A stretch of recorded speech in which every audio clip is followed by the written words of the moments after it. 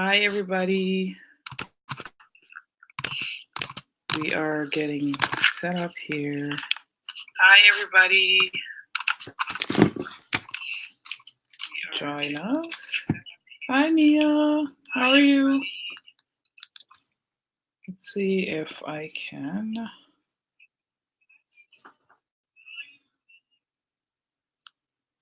I'm seeing myself on so many screens. Okay, let me see if I can bring Dominic on. We were trying earlier, but it looks like we can't see each other unless we're live. So let me let him know to try and re-click his link.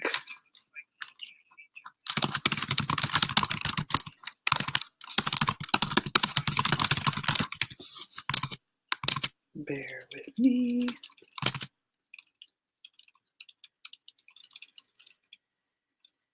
Invite, copy.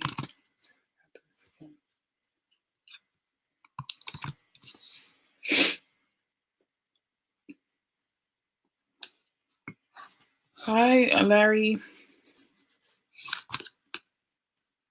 Let's see. Okay, I think he's trying to come in.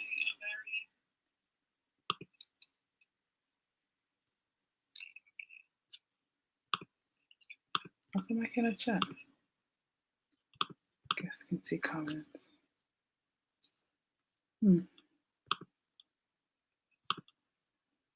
So, oh, there. Okay, it's working.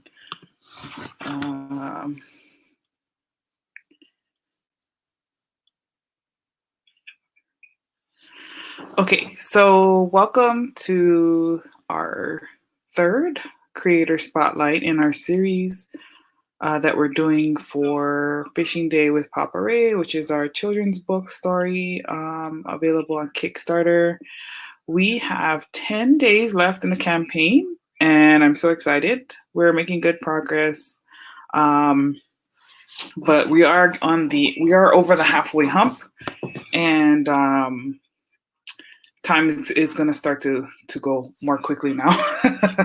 So I'm excited to have Dominic on tonight. He is a creator. He works in woodwork, and he does hand carved art. So hopefully he can connect into. Oh, there he is. Okay, let me add you.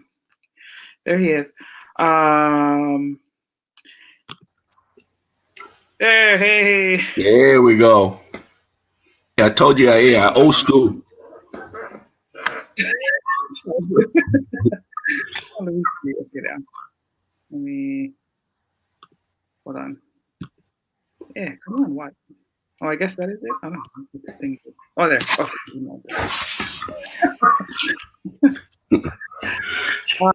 Yay! So it worked. Awesome. So yeah, as I was just saying, Dominic is he's a wood carver, hand carved art, and I had one. Okay, I get mine. I get my display. His company is called Mauloa Ha'awina Designs, and I am happy to have him on with me tonight. He and I have worked together before, and so it's super amazing to have him on the project. Are you getting feedback? I wonder if that's me.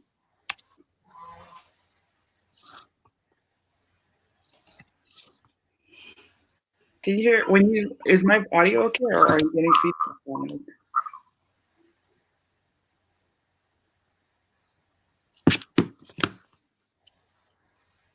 You can hear me? Yeah, I can hear you. Okay. Hold on. We good? Yeah, we good. I just keep hearing like an echo. I don't know if it's just me. Maybe it's Oh, me. yeah. The earbuds. Could be. Or Yeah. maybe it's the Okay, I'll go take my earbuds off. it's your inner spirit talking to you. Okay, wait. Mia said there is feedback on the live. I wonder what's causing that. Let me see if I can switch.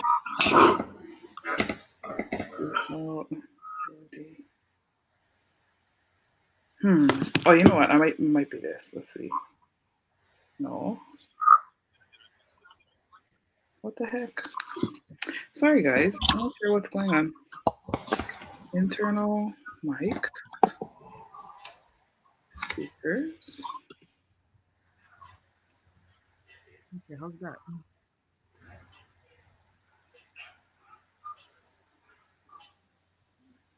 Can you hear me? Yeah, I can hear you. Okay. Leah, let me know if there's feedback. Yeah. I can only hear myself. Yeah, sorry. So yeah, Dominic is here. I'm so excited. Uh, so let's see. Let's start off with Dominic. Can you tell everybody just a little bit about yourself? Like, where you from in Hawaii? What school you went? You know, the typical local stuff. Okay. Hey, aloha, everybody. Again, I am Dominic. I'm from the Big Island, from Kona. Um, Excuse my voice. I'm coming over a cold, so I might be a little bit hoarse, a little bit, but I'll try to push through. But anyway, yeah, I'm from the Big Island, born and raised, Kona.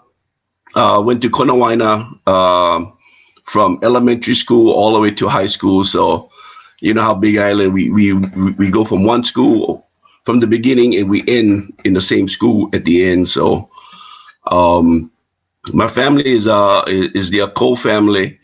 We're pretty well known on the Big Island. Our family's so big that if any of you guys from Hawaii or from Kona, we probably know each other's family because we probably been to each other's luau's and birthday parties and graduations and weddings and everything else. And probably my family probably helped Kukua with the fish or the pua'a, the pigs, or things like that. So but yeah. So I come from a long line of fishermen.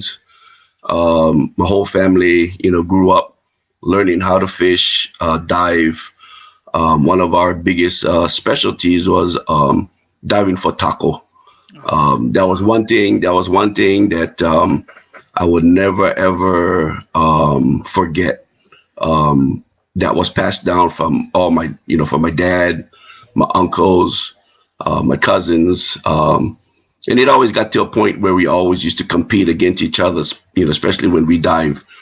So my dad, quick story. My dad comes from four brothers. There's four brothers on my dad's side, and of course, all four of them, they all had boats. We all dove together, so on and so forth. So of course, all the uncles, we had cousins. So whenever we used to go fishing or diving, it was always a competition between my dad and his brothers. My dad would always say, "My boy better than your boy," So same old stuff every time. So it got to the point where me and my cousins used to always compete against each other. So whenever we went diving, like for taco, me and my dad would always challenge my other uncle and my other cousins who can, spear the most taco, or who can spear the most fish, or who can get the biggest fish, so on and so forth. So that's how we grew up. We grew up, close. We grew up competitive, but we also learned a lot of the old Hawaiian ways of poking taco. I mean, not only poking taco, but they used to also go drop like the cory shell with the hook and the lead. When it's too deep, we'll drop that. Then you watch the taco jump on the cory shell. And then we hook him up, pull him up, to the boat, things like that. And the other thing that we used to do is we should do a lot of bottom fishing. So with bottom fishing, um, again, we learn kind of like the old Hawaiian style, where back then we never had like any fish finders, depth gauges, none of that, right? So mm-hmm. we all had to learn to study kind of like the currents. We had to know when the tides was high, when was low. We had to know what moon is out, and not too many fishermen know that really the best night to really go fishing is when there's like a quarter moon, when the North Star is just below that quarter moon. Um, that's normally like the optimal time to go fishing, especially nighttime. If you went ikashibi, catching ahi nighttime, or opelo or whatever, we all had to understand, the moon and things of that. And then all our navigation was all by landmarks, points, um, lights. Especially at nighttime when we had to go out fishing at night on the boat. There's so many lights, all over the island. And again, we don't have any fish finder GPS or nothing like that. So we always have to line up like 3 points in the night, to get the right current and things like that. So that's one of the things that I kind of really cherish the most, because to me I think that's kind of like a lost art of fishing nowadays. I mean, everything is so commercialized now, which is still okay. But it's one of those things that I wish I could have taught my son, how to fish the same way that we used to fish back in the day. And then me and my son Cole, we talk about it a lot, and he always say, "Yeah, Dad, I wish I learned how to dive and poke squid and or poke taco or whatever." So yeah, so that's the things that we did. And then the other side of my family, obviously, there's the hunters, all my other uncles that would do all the hunting, trapping, things like that. So again, that was the other thing that we learned growing up, is how to trap pigs, trap goats, uh, things of that, and then of course, then you have the farmer side. So pretty much our family is kind of like the trifecta of Hawaii. We have the farmers, we got the fishermen, we get the hunters. So that's how the Big Island kind of like grew up. And then, like I said, in being that we are from the Big Island, we know all the other families. So again, it's just one big hui when you back home on the islands. Everybody take care of everybody. Everybody take care of each other. And all of that. So, and then that's one of the things that I try to teach. As I get older, is like the younger generations. Sometimes they lose they lose their way of what life is all about, and basically that's what I want to teach. The young kids, especially the young kikis that's here, on the mainland, that never had a chance to grow up in Hawaii. I mean, Hawaii. I mean, I'm pretty sure Moana can tell you the same thing. Growing up in Hawaii is plenty fun, good fun. Growing up, you get into. Uh oh, did I lose you? No, he's still. I still here. Let's see. Oh, oh, my screen. No, my screen went blank. Okay. Okay, no, I'm good You now. good? You good? But yeah, yeah, no, no, no, my screen went blank. I'm like, oh, what I touch? I never touched nothing. So, but yeah, yeah, yeah. So that's one of the things that that I enjoy doing is teaching the young kikis and the young kids around here. It says one day you guys can go back and you guys can kind of like enjoy Hawaii. Hawaii is Hawaii, that's for sure. You Mhm. know, um, but there's a lot more to what you guys are seeing now, um, right now, than what's really going on back in the day. So Yeah, there's definitely been a lot of change, but I love how you brought up the point about everybody taking care of each other, because that's a big theme in the story that I wrote for this book, because I feel like that's like you said, it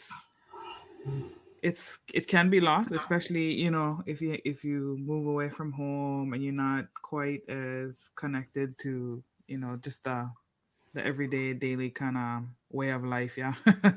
oh And yeah, yeah, yeah. when you live over here, it's like it's different because especially out here on the East Coast, yeah, it's not so much everybody take care of each other. I mean, I think within the Hawaiian community, we do, and we try to take care of each other. But when you're like constantly surrounded by more of a I don't know what the word is, but more like a, it's all about me kind of mentality. Like, Oh yeah, it's something that our kids can maybe get lost in. So it was definitely an important thing that I wanted to incorporate into the story. yeah. No, I agree with you. Yeah, with the with I mean, I don't want to say like mainland, mentality, but sometimes that really pushes the local kids that never really grew up in Hawaii, kind of push them in a different direction and make them think that life might be somewhat different when in reality, in my own personal feelings or eyes, is that when you lose touch of your upbringing, Hmm. or if you lose touch of what your kapunas or your grandparents or your parents was teaching you back in the day, it's easy to get lost in a big world, in a big city, because you do have that mentality where sometimes I feel like it's the, hey, give me, give me, give me, and I don't want to give anything in return, which is kind of sad sometimes. But then sometimes you just have to look at society. Society is kind of like grooming a lot of the young generation, or pushing them into that direction where where I'm not saying that it's wrong or it's right, but sometimes we just gotta get the keikis grounded and says, hey, look, every culture, every um, area throughout the world, everybody's going through the same stuff.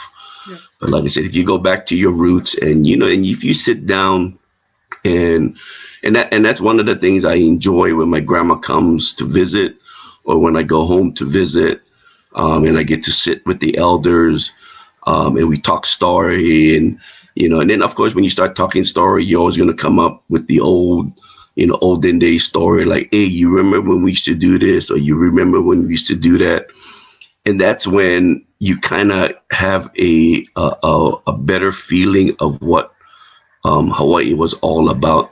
Especially when I used to listen to my dad and my uncles and my grandparents talk about back in the day of fishing.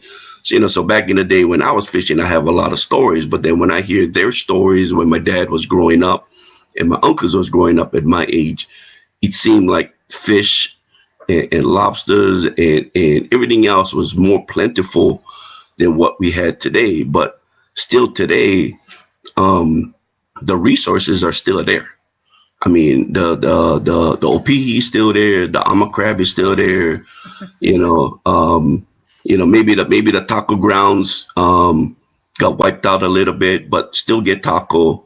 Um, things like that. And then when listen to the stories, like when my dad and my uncle said that it was the boys' job to go fishing every day. Because my grandmother used to live up Mauka, up in the mountains.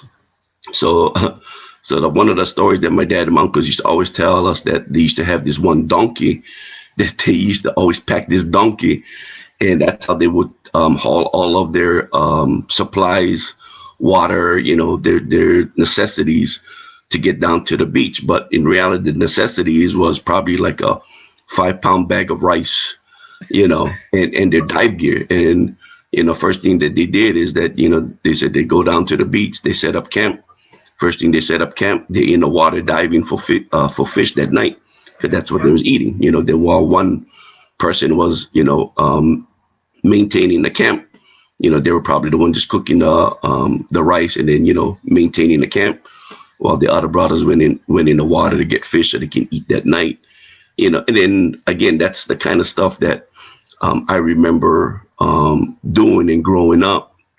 Because like I said, one of the stories that I should tell my son a lot is that when we used to go fishing, like say for a party, or what if there was a luau, baby luau coming up or something, um, we used to always go down to Middle Li'i. Middle Li'i was the old fishing town on the Big Island. So all our Hawaiian friends and uncles was all, they lived down Middle East. So of course, Middle East, if people don't know what Middle East is like one of the oldest fishing town, and it's not just a town where Elvis had a Blue Hawaii, with, because I think Middle East got put on the map from Elvis. So, uh, but yeah, when we used to go down to Middle East, I remember our friend Meha, and all of his hui, they used to take us on their canoe, and they used to boat us down south. We'll launch from Middle East boat ramp, and then they'll take us down south, drop us off, by the third lava floor, and then they just drop us off Friday night, and then that's it. We there from Friday night till Sunday night. I mean Sunday evening when they come back to come pick us up.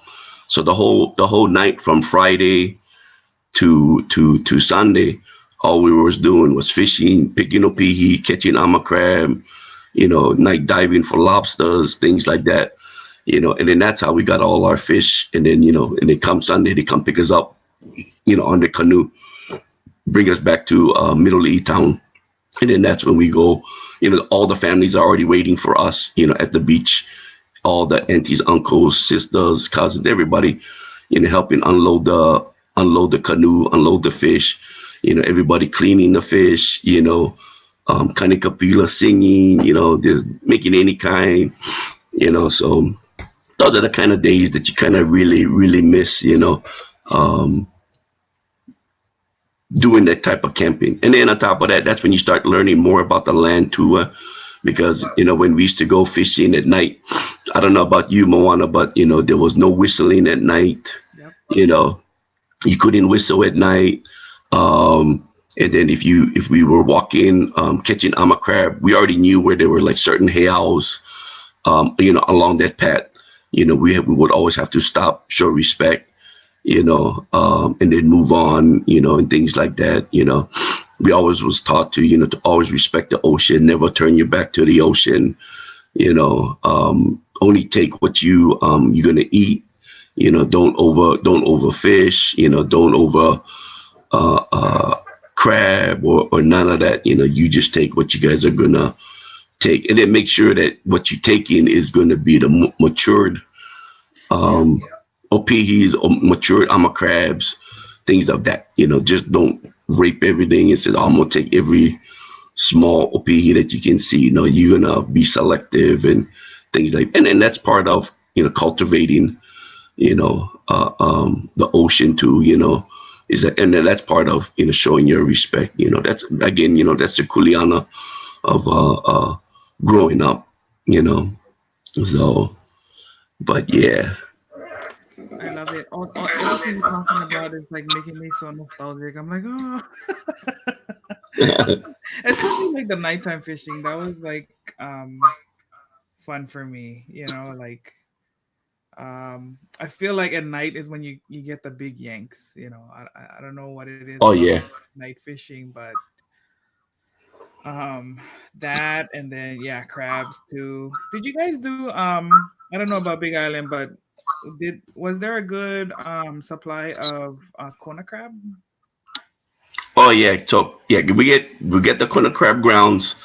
Again, that's those grounds like only the older Hawaiians fishermen, they knew the grounds.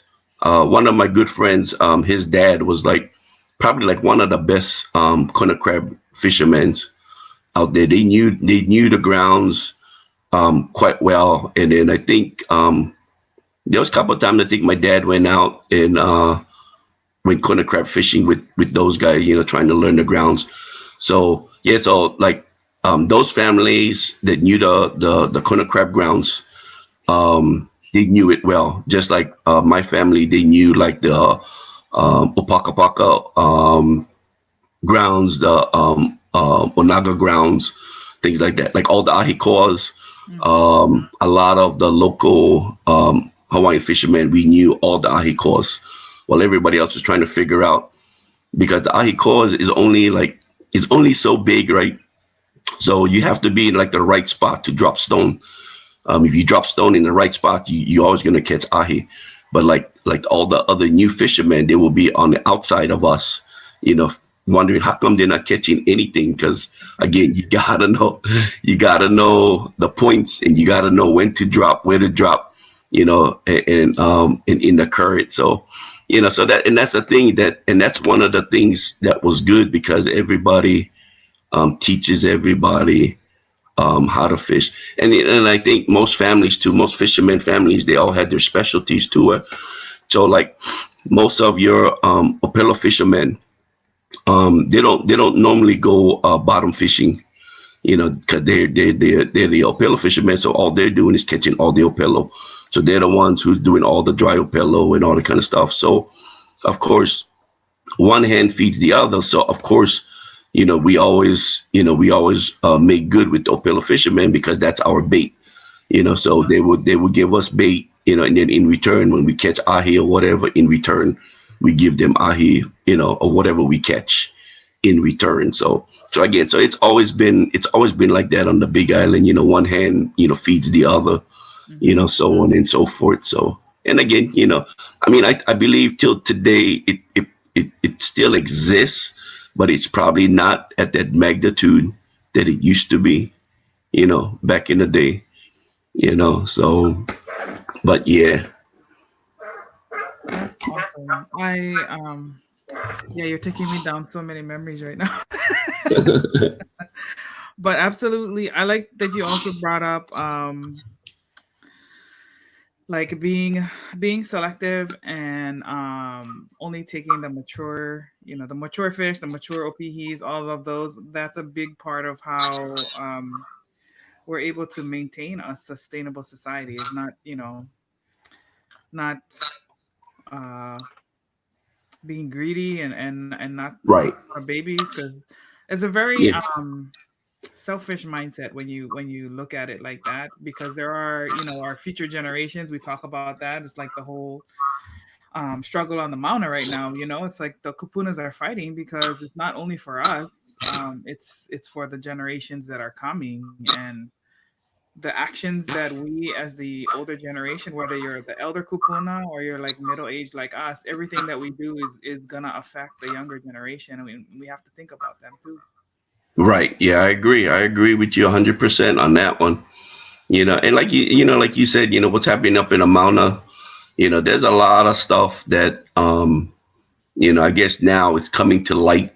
You know, a lot of people are starting to get more educated on what's Mhm. happening. And it's a good thing. So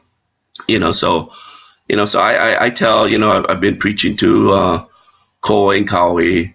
I said, yeah, I know. When you guys was growing up, I tried to teach you as much of the history that I knew growing up. But I said, but you guys need to stay abreast of what's happening now, because there's a lot of stuff right now that's coming to surface that, in our generation, when I was going through high school, went through Hawaiian and all that stuff, we learned about most of this stuff, but then some of this stuff was missing pieces. And now these missing pieces is coming to light, and it's kind of like, making me look at a bigger picture Yes. of what's really happening. And it's I don't know, man. It's a great feeling to know that you do have a lot of Akamai Hawaiians, Kanaka Maolis right now, doing their research, doing their due diligence of proving things wrong or debunking things and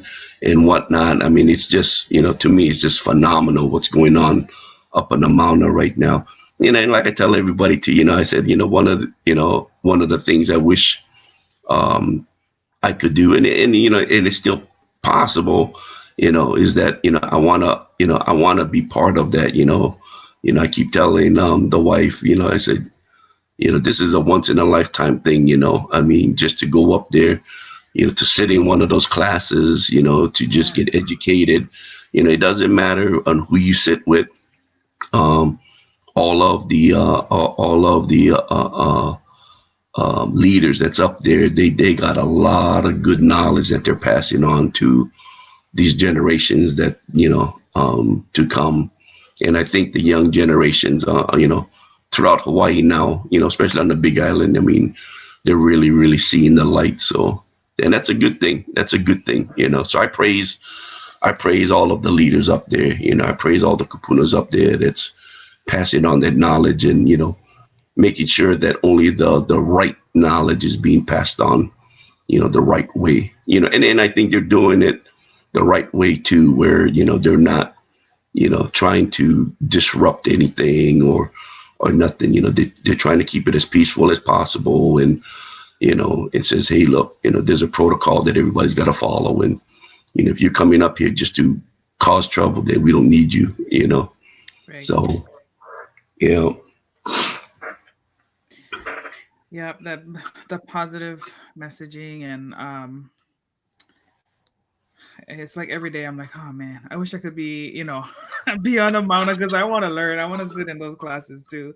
yeah, So I am really excited about the movement. I feel like, like Hawaiians have always been smart. I mean, we've been, like the known as some of the best navigators in the world, if not the best. Um, yep, and so maybe not in the Western way of like, oh, I get this piece of paper to say that I went to this college and blah blah blah, but like in actual practice and I guess what you would call practical experience right, um, and all of that. Hokulea, I'm like that. To me, that is so amazing. I would love to talk story with Uncle Nainoa Thompson. That would be awesome to have him. I don't know, just pick his brains on that. right. Um, with the moon phases, and the stars and all that, which is all ties into fishing, not just navigation, but Oh fishing yeah, and yep, really understanding. Like I can see why Hawaiians, like even in the language, it's very much very mindful of your place, where you are in relation to something else. Like even in the language, like when it translates, it's like it's not a literal translation of English. It's like, okay, this space in front of this thing, and this is how you're explaining like where you are. So it's kind of correct, ties into like our understanding of our environment, the respect of the environment, and all that stuff. So right. Oh yeah, especially with fishing, like what you were saying, like um, knowing where you are by landmarks, knowing the currents and the tides, and I remember when I was growing up, my dad would always have like his tide chart, right? Because back then no more internet, right? oh So yeah, yep, yep, yep. you Oh had like yeah, the calendar up, every day you could see where the tide is. Like, Dad, when we going fishing, about 11 o'clock we going today. Like yep, yep. Yeah, he had the, he probably had that tight chart. The one had the moon that had the yep, black moon, half moon, quarter moon. yep. Oh yeah, I wish they did yeah, they still make those. I would totally love to have one of those because I'm yeah. like, It's funny. Yeah, that's how it was. That was kind of like the fisherman's almanac, kind of. It's like yeah, everybody followed that, and it's like, you know. And then the other one, I think I remember is the other best time to go fishing is 3 days after Kopani night. Kopani night is like the darkest night when they have the new moon. yeah, So it's like super dark. They said 3 days after, well, Kopani, actually, the dark moon is actually the new moon. So 3 days after the new moon is one of the other best days to go fishing. You know, the logic was that because it's um, dark, you know, no stars, no nothing, fish, they're not feeding because it's too dark at night. So they cannot feed at night. But then as soon as that the new moon breaks and then that quarter moon comes in, you have just enough light to come in where all the plankton and the algae is moving around, and then that's when the fish is going to start feeding again. So that was one of the other things I remember growing up. You know, deep sea fishing, especially when we went ikashibi, you know, nighttime fishing, you know, whatever. Or even when we hit like the ahikoas, you know, or fishing, you know, during the daytime too. You know, we knew, you know, you had to know the tides and stuff like that. So it's kind of funny. It's kind of like, I mean, again, you and I can talk about that, but I think the young, you know, like the new fishermen now, I don't think they could fully understand like that moon chart, you know, the tide chart, you know. So, but yeah, That's awesome. I love all these stories. Yeah, so it's funny what you said about when you go home and you sit down with the elders and you listen to all the stories. Um it's always good laughs. But I feel like those are the stories that need to be written down, because otherwise it's especially for families who don't live at home anymore. Right. Um kind of get lost, yeah. So we've always been really good storytellers, and I think well, it's been proven that the reason why a lot of our culture was lost was because we didn't have written, back in the day, written stories. It was all oral. So It's all, yeah. Right. Yeah. when they forced our kupunas to speak English, then Right. Yeah. there it goes. And if it's not written down, um, Right. it's gone. Yeah. So that's why that's why I said I'm glad that what you're doing, with your book and things that you're telling the story. To me, I mean, it's such a great concept on what you're doing. Because again, you're taking that step and saying, hey, look, yeah, we're good storytellers and all of this. Hey, let's put this in a book now, and this is where you can share part of your life, your Ohana's life with your dad and whatnot, and on how you guys grew up in understanding. And I'm pretty sure once that book comes out, the your story, my story, you know, next brother sister story going to probably be almost parallel to your story, that you're about to write. I praise you. I praise you for doing what you're doing, because again, again, there should be more people like, I say you, me, all the other artists that's out there, because artists, all we're doing is basically telling our story through our art, you know, Yeah. and that's basically what we're trying to do, pass on what we perceive in our mind to come out in our art form, regardless if, you paint, you carve, you draw, it doesn't matter, singing, that's an art, so, but yeah, good things are going to come out, from this. I think so too. I mean, one of my goals really is to inspire other people to, take action and not think that, oh, I cannot do that, like when we were talking Oh about yeah. trying to get the team even to come and talk story, they're like, oh, I don't know, sister, that is too much pressure. And I'm like, no, we're just talking. It's Right. like a cult, but it's a cultural thing, right? Like, oh, I don't know, I don't like being the spotlight. I think that's a lot of Yeah, but you hit the nail on the head. That's local style right there. We're like, hey, you know what? We just gotta do what we want to do, but no put us on the spotlight, because I guess maybe that's part of the upbringing. We a little bit humble. We're like, hey, I'm just doing it to pass on, my laws, no matter what. I mean, like me and Sandra, we always get into a big debate. I said, if it was up to me, should I give everything away for free? Because I there's, was like you know, that there's, too. there's locals that are like, no matter, hey, if I can do it, I'll do it. No matters. Right. You feed me, give me drinks, I'm good. But Sandra's like, oh no, no, no, we're in a different world now. So Yeah. And that only works when back home with people who understand that, right? Otherwise, people take advantage of you. I know and that's why I said, yeah, it's like growing up where, one hand feeds the other, where Yep. again, like I said, we good friends with the Opelo fishermen, because in return, if they give us our bait, we can catch fish, and then we catch fish, we turn around, give it back to them. Same with the hunters, it's like, hey, I got fish, I'll give you fish, you give me meat. Same with the farmers, we give you fish, we give you meat, you give us vegetables, fruits, whatever, same thing. So, but that's again, that's old school, Yeah. growing up on the islands and stuff like that. And I mean, I still believe it still exists today, maybe not as that big of a magnitude, but Hmm. I believe it still exists. I mean, it definitely still exists. Everybody will take care of each other no matter what.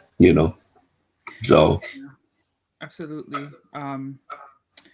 Yeah, that whole like barter kind of system is really I feel like that's what makes people productive, and it's something that got something important that got lost along the way. As like technology is a good thing because it enables us to do things easier and automate and kind Oh, of take right, people out of the loop in some things. But then it also it's like when you spoil your child too much, right? Like you give them and it's easy, and they lose the appreciation for the hard work and effort right, that it takes to get something, to make something, all of those things that used to be a part of things now, but like, oh, here, just take my money. I don't need to do that anymore. And I right, feel like that's a lot of the reasons why a lot of um, the old school skills are being lost because the kids don't see the appreciation for why it's important anymore. Because they're like, oh, I could just right. sit right here on my computer, you know. Yep, exactly. Yep. Um, Oh yeah. and when you have like members of a community or culture who like that's your role, right? Like you were talking about specialties, like this fisherman does opelu, this fisherman does akule, whatever it is, or this Yep, fisherman yep, does ahi. Then we yep, have like on the land we have the hunters, uh, yep, we have the people that farm, that work the lo'i, and yep. everybody's trading. This is how the society stayed successful and sustainable because everybody was doing their part. But now Right. you have people like, oh, I'm just gonna like, oh, I'm hungry. I'm gonna eat Uber Eats. Me guilty, right? Yeah. It's easy for Right. me to do that. I just give my money. Right. It's so when you tell them, oh, we're gonna go work the taro patch so we can eat, Right. and why don't we just do this? Yep. Exactly. Hey, that's too hard. That's too much work. Too Too much much work. work. I won't get dirty. You Yeah. know. So, but Uncle yeah. Manny saying, I get the calo. Let's trade. All right, Uncle Manny. I'm all about it. How much you get? There you go. Exactly. What you need, Uncle Manny? I need calo. That's it. That's it. So, but yeah. But that's it. Right on. I love these stories. This is great. You shared so much mana'o tonight. I'm loving it. I think a lot of people are enjoying it too because at one point we had 40 people on this thing, so that's awesome. Right on. Right Yeah. on. But that's So good. let's talk real quick. It's already 9:15, so I don't like hold you too much longer, but I want to give you a chance to kind of share with people the art that you're creating now. I have one of the pieces that I got from you right here. Oh yeah. I love this one. Yeah, But that's I think that's one of my favorite ones.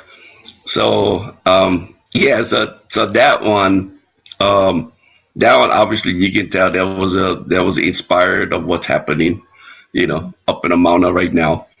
Um so yeah, like Moana said, how I started this art is actually, I mean, it's still a hobby, and I let everybody know it's still a hobby. I actually have a real job, that I have to do because yep. trust me, trust me, my art is not paying my mortgage, so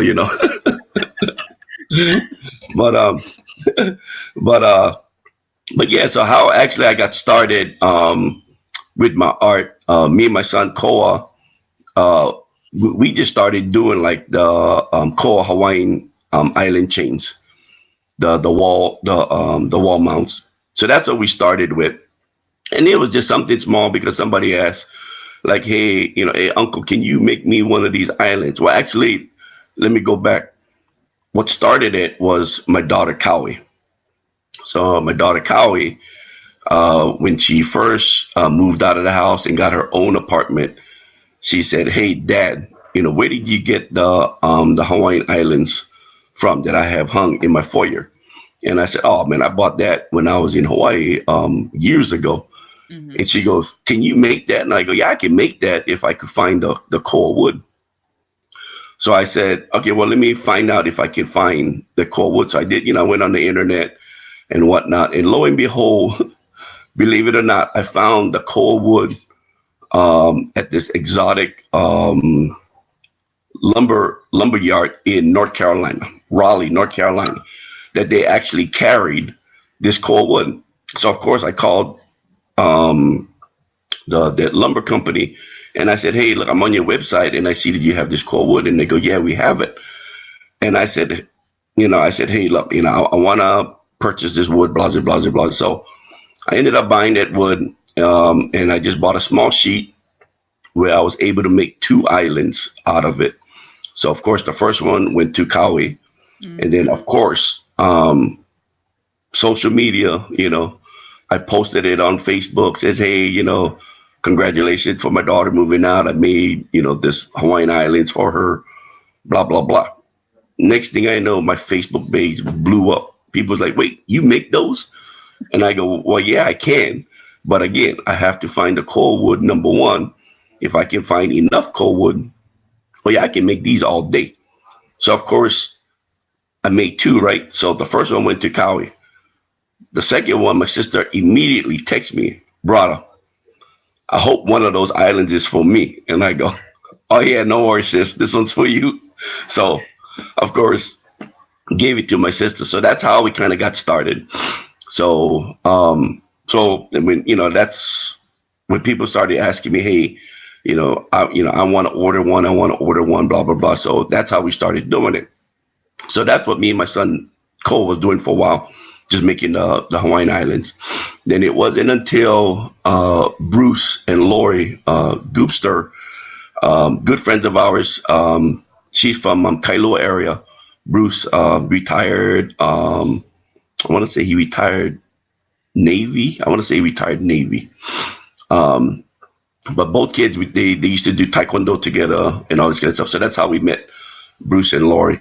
Well, it wasn't until um, Bruce and Lori was moving back to Nebraska. Bruce sent me a text message that says, "Hey," he goes, "I know you do all this wood carving stuff." He said, "If I give you this picture of this honu, can you cut this honu out of wood?" And I said, "I don't know." I said, "Send me the picture and let me look at it." So he sent me the picture of the honu, which was one of my first honus that I have. I wish I had a picture of it right now, but anyway, it was the first honu that I made. That it was the hibiscus flower incorporated into the honu's body. So when Bruce gave it to me, I looked at it and I said, "Well," I said, "Yeah, I think I can do it." So of course I started messing around with scrap. I was like a piece of scrap lumber that I had in my wood shop, and I drew it on the board. Then I started cutting it, and then it came out okay. Then of course I text Bruce back and I go, "Hey, is this what you're looking for?" He goes, "Man, that's perfect." And he goes, "Yeah." He goes, "How much you want for it?" And I go, "Well," I said, "No, well, this is kind of like the test piece." I said, "This ain't the best work of mine." And he goes, "No, it looks good." I go, "No." I said, let me fix this up." I said, "I need to find better wood and whatever." So I ended up doing that first Honu piece for Bruce. Then once I did it, again, I posted it on Facebook. Says, "Hey, I made this gift for a good friend of mine, blase blase." Next thing I know, Facebook blew up. Like, "Wait, you making those too?" And I'm like, "Yeah, I'm making those." They said, "You selling them?" I'm like, "Well, I can." And then I think that's what started this venture of mine. So once I did the Honu, then I did the first fish hook.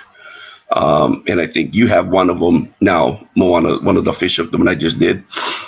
Um, Mhm. so that was the first two designs that I made, and then from then on, that's when my I guess my artistic mind started flowing, and I was like, "Man, I can do this, I can do that." If I have this picture, that picture, and do this and do that. That's how I actually started my my Hawaiian art, and that's how Mauloa Ha'awina got started. Because it started off as a kind of like a challenge, Mhm. and then it became kind of like an everlasting gift. That's why we call the company Mauloa Ha'awina, meaning the everlasting gift. So that's how I started with that. And like I said, and one of the things that I share with everybody is that when I do a design, I will not overflood the market with that design. So when I come up with a new design, I will probably only create like maybe 10 at the most. And after that, once I'm done with that design, that design is gone, because every year I try to come up with at least two or three or maybe four new designs every year, to introduce it every year. So then that way, it's changing, as I move along. So yeah, so the picture that you got with Pele and the hula dancer, the Kohiko dancer, that was kind of like inspired of what's happening up in the Mauna.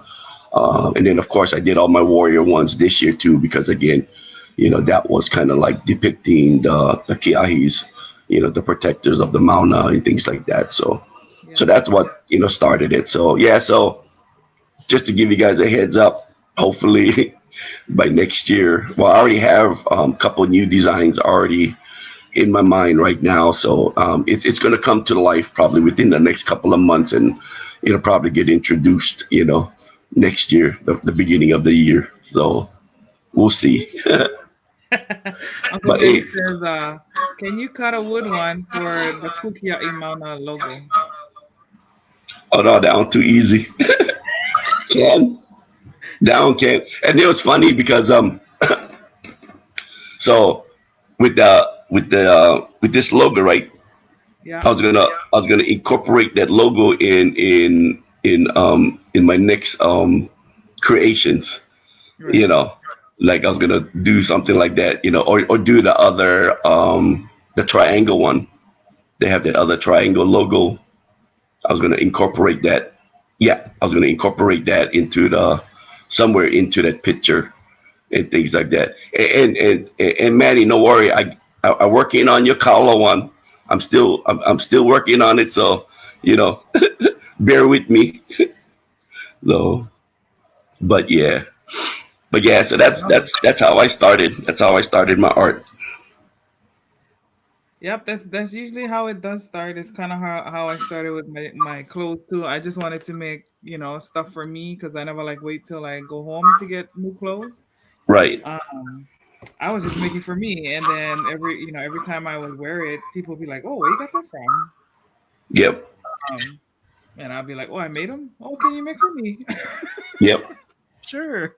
No, and They're and like, that's "Wait, the funny. first thing is ugly. Let me try." Right.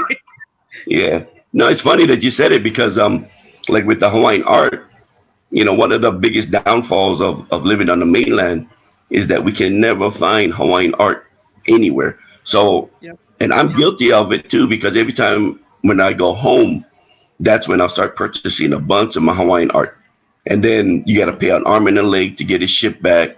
You got to hope like hell the airlines don't damage your pictures and whatnot. And then you cannot find core frames, Yep. anywhere in the states. So luckily, part of my job, I get to go home every once in a while. And luckily, the last time I went home, I was able to make a good connection with one of the local framing shops on the Big Island. And then that's how I'm able to get all my core frames from the Big Island. So again, that's what's keeping me going. So as long as I can get, as long as I can keep getting this core frames and the core wood from Hawaii, I'll continue into this venture, until, I don't know. I mean, I'm enjoying it right now, but trust me, it's a lot of work, it's a lot of work, because needless to say, I kind of like lost my son. He no longer come around and help me. I'm like, yo, boy, you can come help me cut wood. He like, oh, okay, I'll be over there. I'll be there this afternoon. And then he never show up, but it's all good. You know, it's therapy for me. You know, therapy for me. I mean, it's just like you probably when you sawing the humming of the machine Yep. just puts you in like I don't know, it's like a tranquil state of mind. Like I just get mellow just listening to the humming of the machine, and Yep. got my Hawaiian music in the background, or got my TV on in the shop. Man, I just go to town, and sometimes I'm just like, "Hey, you gonna go to bed?" It's like, "Man, it's late already." I'm like, "Oh yeah, yeah, yeah." Gotta quit. So I'm in the But groove. yeah, yeah, yeah. Like I said, yeah. Once you get into the groove, you're like, okay, okay, one more, one more, one more. You're like, you know, it's like, no, no, almost power, almost power. Yeah. But no, that's how it is. So, but like I said, I enjoy what I'm doing. Right now, and I think it's a blessing. It's a blessing. For something that I thought it was real simple, just like doing your dresses. It was probably something you thought it was, it's so simple to do, you know, and then come to find out, there's so many people that want your stuff, that they look at your product or our product and says, wow, and I don't know, it makes you feel good, like, wow, actually, I'm actually doing something pretty good. It's like, who would have thought, you know, Absolutely. so, So Uncle but Manny asking, can koa grow here on the mainland? I don't know the answer to that I question. don't. No, I don't think so, because I think it's more on the. I think it's got to be more on the drier climate, because koa is also grown in India and Brazil. Mm, So it's grown in, like, I think it has to be like the drier climates. I think, because I mean, koa wood is all over the Big Island, but it's all on, like, um, Waimea, Honokaa side, things of that. So, but I don't know. I don't know if koa can be grown on the mainland. I mean, that'll be interesting. yeah, I'm gonna guess probably not. Otherwise, it probably would be here. Yeah, I mean, yeah, think about it. Yeah, it would be, because I mean, hell, like, as expensive as that wood is, Yeah. you would have thought that some some cultivator would be like, oh, you know what? We can grow this cold wood right here in the United States, and you know make a whole lot of money. So Yeah. Right. yeah, but then again, the core wood that's being harvested now, it has to come from like a super mature tree. It cannot come from a young tree. So even if they started planting it now, shoot, they probably won't be able to harvest that for at least a couple hundred years, probably. You Right. know, you know. So Again, back to that sustainability and yeah, taking care for many generations to come. right, right. Oh yeah, yeah, yeah, yeah.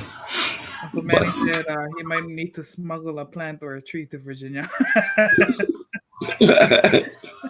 I get you. There you go. That's Shoot, funny. his whole backyard's gonna be full of every indigenous plant from Hawaii. Hey, tell Manny he need to start growing Miley too. He must have bring Yeah, Miley. yeah, You know that's what the I'm saying? winner. That's the winner. Bring Miley. Like, that would be funny if you can grow Miley over here. Oh, So nah, no, this. because, well, Miley, I don't think Miley. Well, I don't know, because Miley grow up in the mountains too, so it's cold in the mountain. Yeah, So the vine might survive here, right? The vine gotta survive. I mean, because I know we used to pick Miley up in the mountain, you know, but then again, up in not way up in the mountain, but it was yeah, still cold. But yeah, yeah. Like up Koke'e is like Mile is it's oh my gosh, it's so awesome. But then kind of back to the same thing, like people overpick, because right, they're really popular for graduations and special, right. weddings and things Oh like yeah, that. yeah, yeah. When you Right, when you get more to that money focus, then people grab too much, and it's like, well, right. don't Yeah, break yeah, my yeah. mind. Right. No, that's true. That is true. So, but yeah. Cool. Right on, right on, right on. Okay, well, we've been going for 1 hour. I know I keep you up. I know you gotta go sleep. Um, Okay. but I really enjoyed it. I hope everybody who has watched tonight has enjoyed it. So Dominic, if people wanna come check out the art that you make, where would be best for them to find you online? Okay, so online I have my Etsy account, which is Mauloa Ha'awina Designs on Etsy. That's where I'll post most of my art. when whatever's available. And then if not, I just tell people basically just follow me on Facebook, because again, because I only make like limited amount of stuff. Half of my stuff don't even make it to my Etsy account because it either got sold before it even hits Etsy. Especially well now, now that the vending is kind of like slowing down now. Mm-hmm. I got a couple more. I think I got a couple more shows to attend, and after that, then I'll start putting more of my art on Etsy. So right now, I think on Etsy there's only a few Hawaiian islands that's on there, a couple pictures here and there, but that's where you guys could probably see most of my art. If not, again, just follow me on Facebook on Mauloa Ha'awina Designs on Facebook, and that's where I post all of my new stuff. Right on. Yeah. So you said you had a couple shows coming up. Which ones is those? So I got the end of this month. We got the Ono's Brewery up in Chantilly. So we have that one coming up in September, the end of this month, and then the last one is for the Hawaii State Society holiday Oh party. yeah, that's right. Yeah. So that's the two that I have on the books right now. So I mean, unless something else pops up, then I'll me, I'll never turn down anything. So if I got product, I'll go. Irregardless if it's just to go to talk story with everybody and meet new faces and stuff like that. Because that's what it's all about. There, that's what it's all about. So For sure. All right. Okay. Well, if anybody have any more questions, I know Uncle Manny had some that we answered. Let me check the watch party, see if we had anything come from there. Oh, Auntie Dana said we're blessed to have Dominic's Hawaiian Island set gracing their family wall. and on, And I need to get some of those islands too at some point. yeah. Auntie Dana said, it's been great listening to you folks tonight. Such wonderful memories of how you were taught respect for our land and sea and respect for one another. Everyone has a kuleana. Absolutely. Yep. I think both of our parents was really big on that. Well, it's Oh a yeah. cultural thing, so everybody in, Native Hawaiian Right. in general are big on that. Oh yeah. For sure. Okay. All right. I think we got all the questions. Uncle Manny says he wants to book you for the 2020 Taro harvest in August. Okay. Depending on where in August, because I think the Florida one, and then when is the Virginia Beach? Hmm. Yeah, I got I Virginia think Uncle Beach too. Manny So usually does it after Virginia Beach because well he was there this year too. So yeah, yeah, I'm guessing he's probably gonna be around like not the same day, but maybe the yeah, weekend after. yeah. And then, like I said, I'm probably all for it too. Right on. So right on. Right on. Okay. Well, mahalo, brother. For those who want to check out our project on Kickstarter, let me throw that up. Uh, Sorry, doing so many things over here. Okay, now this is the link tonight. So any pledges that we get tonight, pre-orders, um, you can spin the wheel. We'll give you for bonus items. We have some stuff over here. We got prints, we got stickers, we got all kinds of good stuff. And one thing I wanted to announce tonight as well is that for every book that is ordered through the campaign, assuming that we reach our goal and we're successful with it, for every book that's ordered, I'm going to be donating one to a school. And I'm kind of going through the list right now of which schools those will be, but we definitely want to put these in the hands of our keiki, um, starting at home in Hawaii because that's the roots, but definitely expanding out to. I have a couple teachers that I'm talking to out here in Maryland and in Virginia, and I think Pennsylvania too. So, um, long term, we definitely want to share the aloha and share our culture. Um, in outside of Hawaii, because definitely people are getting more interested about our culture beyond the typical commercial, view of our culture. Um, the struggle on Mauna Kea right now is really bringing a lot of that stuff to light, and no matter where I go, whenever I'm talking to people, they're always interested. Like, oh, so tell me a little bit more about the culture and what's going on, and what the history is behind all of that, which is a really long story, but Right. but we Yep. definitely want to start, especially with the kids, because they're the ones who will be here, and it's important for them to understand what's going on. So I'm excited about that, and I'm also working with. Found out today, Sister Genesis Maya. She's put me into contact with a um, one of the classrooms on the Big Island at Kamehameha Schools. So actually, if everything works out well, knock on wood, the translation for this book will actually be happening by the Keiki. So the Keiki are actually going to translate this for me. And as a give back, you take care of me, I take care of you. I'll be donating books to their classroom as well. So I'm really excited about that. To get the kids involved is amazing for me. It's an honor.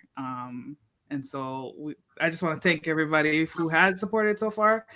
And if you haven't yet, please take a look at that link. I'll also put it in the comments so you guys can take a look and order your books so we can reach some more schools.